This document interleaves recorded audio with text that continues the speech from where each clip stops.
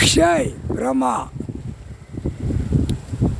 இல்லை, ஆடு மாடு கோழி பறவைகள் அதுகளுக்கெல்லாம் இயற்கை சாப்பாடு, இயற்கையில் சந்தோஷமாக போகும்.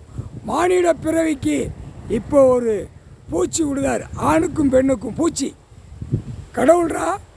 இல்லை, உனக்கு அரசியல்வாதிக்கு இவ்வளோ மூளை இருந்தா, 2ஆம் நம்பர் தொழில் பார்க்குறவனுக்கு மூளை இருந்தா, பல கோடி உள்ளவனுக்கு இவ்வளோ மூளை இருந்தா, அவர் ஒரு பூச்சியாலே முடிச்சிடுவார்.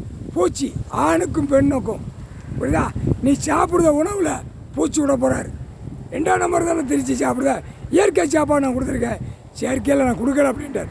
அப்போ செயற்கை உள்ள சாப்பாடில் பூச்சை விட்டுருவோண்டா அப்படின்ட்டார் எங்கள் அண்ணன் ஈஸ்வரன். பூச்சை விட்டானாவும் நீ திங்கையில் அந்த பூச்சை பாப்பா, உன் கண்ணால் பாப்பா.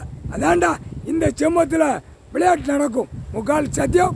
புரிஞ்சுக்கோடா, புரிஞ்சுக்கோ. இயற்கை சாப்பாடு கொடுத்தா செயற்கையில் திரிக்க இருறா. இப்போ பூச்சை விடுவார். இப்போ அரசியல்வாதி பூரா பேலுக்கும் பூரா.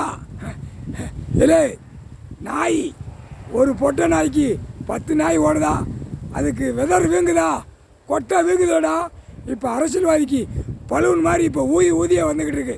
ஐயோ, அப்படியே நாய் ஸ்டேரிங் பிடிச்சிட்டு போவோம், அந்த பலூனோட வெடித்து செத்து போவோம் அரசியல்வாதி. இப்படி தான் கொள்ளுவார். நாயால் அடித்தே கொன்றுவார்.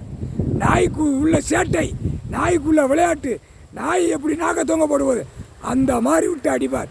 இப்போ அரசியல்வாதி, இப்போ தமிழ்நாட்டில் எல்லா எம்எல்ஏக்கும் நாய் வட்டக்கண்டா பிடிச்சி போகுது. ஆனால் எந்த இடத்துல ஏதோ ஒன்று வரும் பார். இந்த எம்எல்ஏ செத்து போனால் 4 வீலரில் 2 வீலரில் செத்து போனான்னு கணக்கு வரும் தமிழ்நாட்டுக்குள்ளே. பாருடா, சீக்கிரமாக வரும். 2025 முக்கால் சத்தியம்.